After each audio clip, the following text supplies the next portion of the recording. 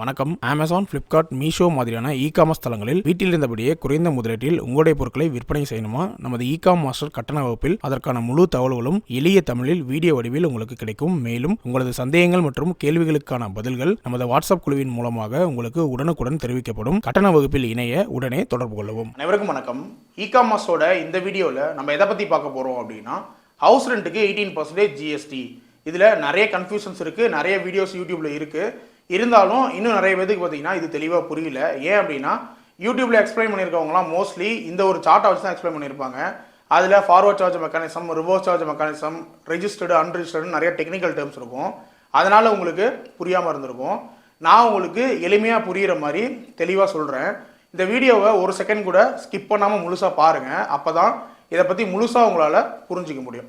நான் சில எக்ஸாம்பிள்ஸ் மூலிமா உங்களுக்கு இதை புரிய வைக்கிறேன். இப்போ நான் தான் வாடகைக்கு குடியிருக்கேன் அப்படின்னு சொல்லி வச்சுக்கலாம். எனக்கு ஒருத்தர் பில்டிங்கை வாடகைக்கு விட்டுருக்காரு, அவர் ஓனர், நான் வந்து டெனண்ட் அப்படின்னு வச்சுக்கலாம். ஒரு 5 எக்ஸாம்பிள் மூலிமா உங்களுக்கு நான் இதை எக்ஸ்பிளைன் பண்ணுறேன். ஃபர்ஸ்ட் எக்ஸாம்பிள், என்கிட்ட ஜிஎஸ்டி இருக்குது, என்னுடைய ஓனர்கிட்ட ஜிஎஸ்டி இல்லை அப்படின்னால் நான் வந்து 2000 ரூபாய் என்னுடைய ஓனருக்கு ரெண்ட்டாக பே பண்ணுறேன் எவ்ரி மந்த்து. என்கிட்ட ஜிஎஸ்டி இருக்குது அப்படின்னா இந்த 2000 ரூபாய் ரெண்ட்டுக்கு 18% ஜிஎஸ்டி வரும். 18% ஜிஎஸ்டி போட்டால் 360 ரூபா வருது. அப்போது ஓனர்கிட்ட நான் 2000 ரூபாயை கொடுத்துட்டு இந்த 360 ரூபாயை என்னுடைய ஜிஎஸ்டி போர்ட்டலில் நானே சலானை கிரியேட் பண்ணி அந்த 360 ரூபாயை கேஷாக நெட் பேங்கிங் மூலியமாவோ யூபிஐ மூலியமாவோ கவர்மெண்ட்டுக்கு பே பண்ணிடணும். இது ஃபர்ஸ்ட் எக்ஸாம்பிள். ரெண்டாவது எக்ஸாம்பிள், என்கிட்ட ஜிஎஸ்டி இருக்குது, என்னுடைய ஓனர்கிட்டையும் ஜிஎஸ்டி இருக்குது அப்படின்னா அதே 2000 ரூபாய் வாடகை, அதே 18% ஜிஎஸ்டி 360 ரூபா, 2360 ரூபாயும் ஓனர்கிட்ட நான் கொடுத்துடணும். அவருடைய ஜிஎஸ்டி போர்ட்டலில் இதை கேஷாக பே பண்ணிடுவார். இப்போது இந்த 2 விஷயம் உங்களுக்கு தெளிவாக புரிஞ்சிச்சிங்களா? நெக்ஸ்ட்டு, இந்த 2 இடத்துலையும் நீங்கள் ஓனாக உங்கள் போர்ட்டலில் பே பண்ணாலும் சரி, ஓனர்கிட்ட கொடுத்து அவர் பே பண்ணாலும் சரி, இந்த 360 ரூபாயும் கவர்மெண்ட் உங்ககிட்டயே கிரெடிட்டாக திரும்ப கொடுத்துருவாங்க.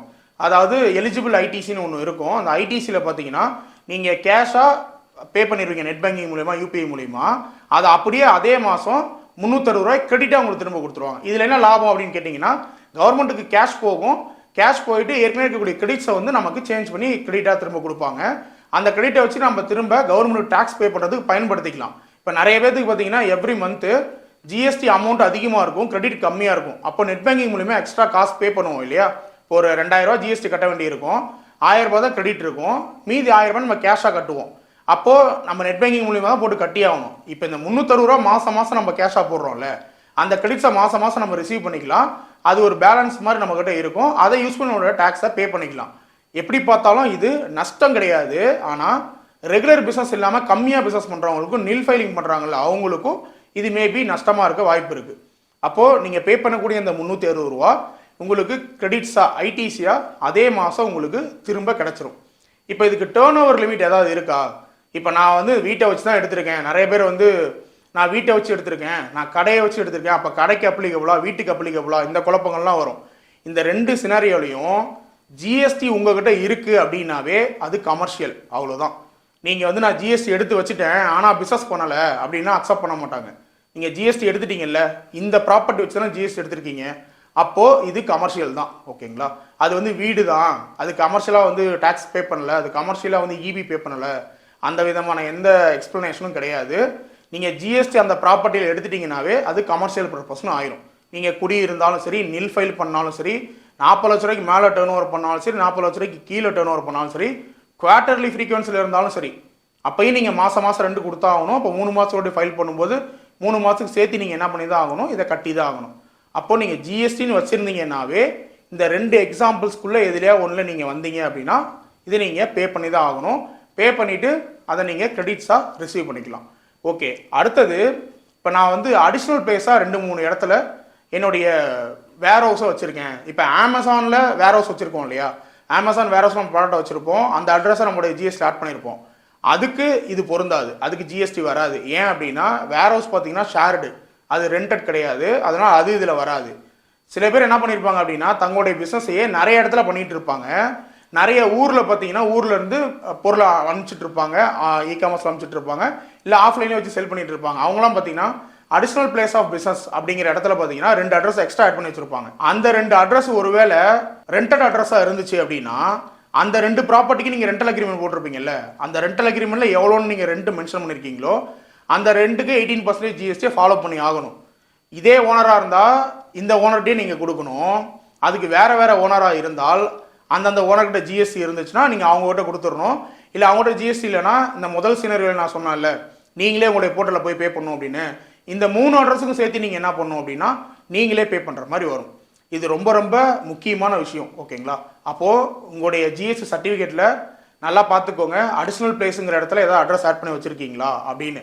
ஒருவேளை அடிஷ்னல் பிளேஸ் ஆஃப் பிஸ்னஸில் நான் அட்ரஸ் ஆட் பண்ணியிருக்கேன், பட் அங்கேருந்து நான் ப்ராடக்ட்ஸை செல் பண்ணவே இல்லை, நான் இங்கே வேறு இடத்துக்கு மாறி வந்துட்டேன், அந்த ப்ராப்பர்ட்டியில் ஆட் பண்ணக்கூடிய அட்ரஸ் அப்படியே நான் வச்சுருக்கேன் அப்படின்னா அதை இமீடியட்டாக ரிமூவ் பண்ணுங்கள். ஓகேங்களா? அமெண்ட்மெண்ட் ஆஃப் ரெஜிஸ்ட்ரேஷன் கோர் ஃபீல்டில் போயிட்டு எனக்கு அந்த அட்ரஸில் நான் பிஸ்னஸ் பண்ணலை, எனக்கு அதை ரிமூவ் பண்ணிக்கிறேன்னு சொல்லிட்டு ரிமூவ் பண்ணிங்கன்னா ஜிஎஸ்டி ஆஃபீஸ் வந்து அப்ரூவ் பண்ணிடுவாங்க, அந்த அட்ரஸ் உங்களுக்கு ரிமூவ் ஆயிரும்.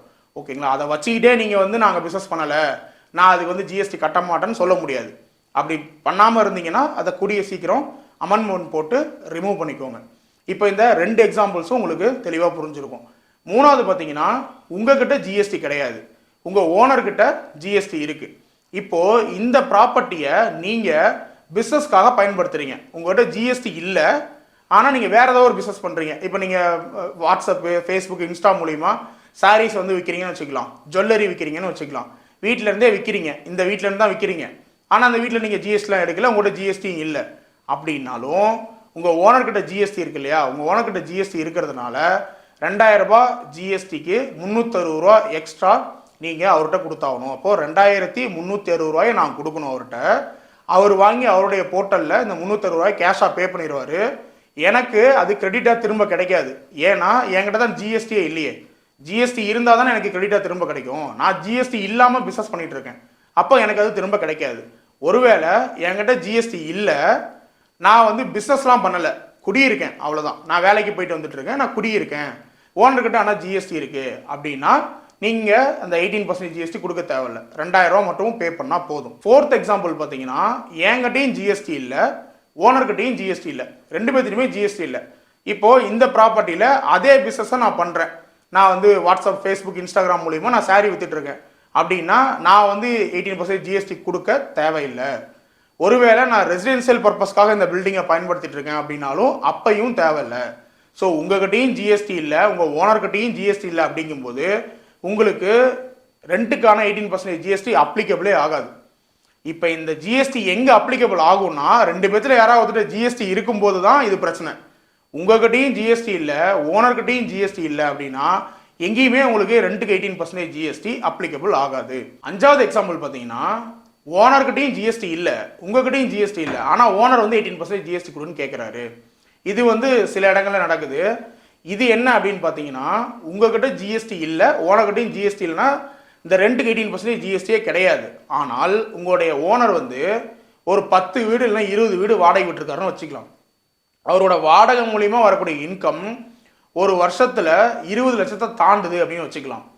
அதாவது மாதம் ஒரு 2 லட்ச ரூபா அவருக்கு ரெண்ட் மூலியமாகவே இன்கம் வருது அப்படின்னா ஒரு வருஷத்துக்கு 24 லட்சம் வந்துடும். அவர்கிட்ட ஜிஎஸ்டி இல்லைனாலும் இந்த ரெண்ட் இன்கம்காகவே அவர் புதுசாக ஒரு ஜிஎஸ்டியை ரெஜிஸ்டர் பண்ணி அவர் யார்கிட்டலாம் வீடு வாடகை விட்டுருக்காரோ அவங்க எல்லாத்துக்கிட்டையும் அந்த ரெண்ட்டுக்கான 18% ஜிஎஸ்டியை கலெக்ட் பண்ணி கவர்மெண்ட்டுக்கு பே பண்ணி ஆகணும். அப்போது உங்ககிட்ட ஜிஎஸ்டி இருக்காது, நீங்கள் பிஸ்னஸும் பண்ணலை, ஆனால் உங்கள் ஓனருக்கு இன்கம் அதிகமாக இருந்துச்சு அப்படின்னா நீங்கள் ஜிஎஸ்டி கட்டுற மாதிரி வரும். இந்த ஃபைனலாக சொன்ன இந்த எக்ஸாம்பிள் தான் பார்த்தீங்கன்னா நிறைய பேருக்கு பிரச்சனையாக இருக்குது. ஸோ இப்போ நான் சொன்ன இந்த 5 எக்ஸாம்பிளை வச்சு நீங்கள் எந்த கேட்டகரியில் வரீங்க அப்படிங்கிறது உங்களுக்கு தெளிவாக புரிஞ்சிருக்கும்னு நினைக்கிறேன். திரும்ப ஒரு வாட்டி 5 எக்ஸாம்பிளையும் ரீகால் பண்ணுறேன். உங்கள்கிட்ட ஜிஎஸ்டி இருக்குது, ஓனர்கிட்ட இல்லை அப்படின்னா நீங்கள் பே பண்ணணும் உங்கள் போர்ட்டலில். உங்கள்கிட்ட ஜிஎஸ்டி இருக்குது, ஓனர்கிட்டையும் ஜிஎஸ்டி இருக்குது அப்படின்னா நீங்கள் பே பண்ணணும், ஓனர்கிட்ட கொடுத்துடணும், அவர் பே பண்ணிடுவார். இந்த 2 சினரியோலையும் கிரெடிட்ஸை வந்து நீங்கள் திரும்ப எடுத்துக்கலாம். 3வது உங்கள்கிட்ட ஜிஎஸ்டி இல்லை, ஓனர்கிட்ட ஜிஎஸ்டி இருக்குது, நீங்கள் குடியிருக்கிறதுக்கு பயன்படுத்திங்கன்னா கட்ட தேவையில்லை, பிஸ்னஸ் பண்ணிட்டு இருக்கிறீங்க அப்படின்னா கட்டணும், ஓனர்கிட்ட கட்டணும், அந்த காசு உங்களுக்கு திரும்ப கிடைக்காது. உங்கள்கிட்டையும் ஜிஎஸ்டி இல்லை, ஓனர்கிட்டையும் ஜிஎஸ்டி இல்லை அப்படின்னா நீங்கள் பிஸ்னஸ் பண்ணாலும் சரி பிஸ்னஸ் பண்ணலாலும் சரி நீங்கள் ஜிஎஸ்டி கட்ட தேவையில்லை. கடைசியாக உங்கள்கிட்ட ஜிஎஸ்டி கிடையாது, நீங்கள் பிஸ்னஸும் பண்ணலை, ஆனால் உங்கள் ஓனருக்கு வருஷத்தோடைய இன்கம் வந்து 20 லட்சத்துக்கு அதிகமாக போகும்போது நீங்கள் 18% ஜிஎஸ்டி கட்டுற மாதிரி வரும். இதுதான் இதில் இருக்கக்கூடிய ஓவரால் கான்செப்ட். ஓகேங்களா? இப்போ உங்களுக்கு புரிஞ்சிருக்கும். எந்த கேட்டகரியில் நீங்கள் வரீங்க அப்படின்னு. ஸோ இப்போ நான் சொன்னதில் எந்த கேட்டகரியில் நீங்கள் வரீங்களோ அது உங்களுக்கு அப்ளிகபிள். அது நீங்கள் வரி கட்டுற மாதிரி வந்துச்சு அப்படின்னா கட்டி தான் ஆகணும். நீங்கள் நெல் ஃபைல் பண்ணாலும் கட்டி தான் ஆகணும். சேல்ஸ் ஃபைல் பண்ணாலும் கட்டி தான் ஆகணும். நீங்கள் ஃபைலிங்கே பண்ணாமல் விட்டாலும் கண்டிப்பாக அதை எப்போ ஃபைல் பண்ணுறீங்களோ அப்போ இதுக்கான ஜிஎஸ்டிலாம் போட்டு கட்டி தான் ஆகணும். கட்டாமல் விட்டீங்க அப்படின்னா ஒரு 6 மாதத்துலேருந்து ஒரு வருஷம் வரைக்கும் வெயிட் பண்ணுவாங்க. வெயிட் பண்ணி மொத்தமாக நோட்டீஸ் அனுப்பிச்சு விட்டு நீங்கள் இவ்வளோ டேக்ஸ் கட்ட வேண்டியிருக்கு, அதை கட்டுங்கன்னு சொல்லுவாங்க. அவங்களுக்கு எப்படி தெரியும்னு கேட்டிங்கன்னா, நீங்கள் ஜிஎஸ்டி எடுக்கும்போது ரெண்டல் அக்ரிமெண்ட் போட்டு தான் எடுத்திருப்பீங்க இல்லையா? அந்த ரெண்டல் அக்ரிமெண்ட்டில் எவ்வளோ அட்வான்ஸ் கொடுக்குறீங்க, எவ்வளோ வாடகை கொடுக்குறீங்க மென்ஷன் பண்ணியிருப்பீங்க. அந்த டீட்டெயில்ஸ் எல்லாமே ஜிஎஸ்டி போர்ட்டல்கிட்ட இருக்கும். ஆட்டோமேட்டிக்காக எந்தெந்த ஜிஎஸ்டியில் ரெண்டில் அப்ளை ஆகிருக்கோ அது எல்லா டீட்டெயில்ஸும் எடுத்துகிட்டு நீங்கள் எவ்வளோ ரெண்ட் பே பண்ணியிருக்கீங்க அப்படிங்கிறத அந்த அக்ரிமெண்ட் மூலிமா பார்த்துட்டு அதுக்கு நீங்கள் எவ்வளோ ஜிஎஸ்டி கட்டாமல் விட்டுருக்கீங்க அப்படிங்கிறத கணக்கு போட்டு உங்களுக்கு கண்டிப்பாக நோட்டீஸ் அனுப்புவாங்க. ஒருவேளை நான் சொந்த வீட்டில் ஜிஎஸ்டி எடுத்திருக்கேன், நான் என்னுடைய அப்பா வீட்டில் எடுத்திருக்கேன், கன்சர்ன் லெட்டர் போட்டு நான் ஜிஎஸ்டி எடுத்திருக்கேன் அப்படின்னா உங்களுக்கு இது அப்ளிகபிள் இல்லை. யாரெல்லாம் ரெண்டல் அக்ரிமெண்ட் போட்டு நீங்கள் ஜிஎஸ்டி எடுத்தீங்களோ, அப்படி அக்ரிமெண்ட்டே போடாமல் கூட சில பேர் நான் ரெண்டல் ப்ராப்பர்ட்டி இருக்குன்னு போட்டு எடுத்திருப்பீங்க, அப்படி எடுத்தவங்க. ஸோ ரெண்ட்டுக்கு யாரெல்லாம் போட்டு எடுத்தீங்களோ அவங்க எல்லாத்துக்குமே இது அப்ளிகபிள்.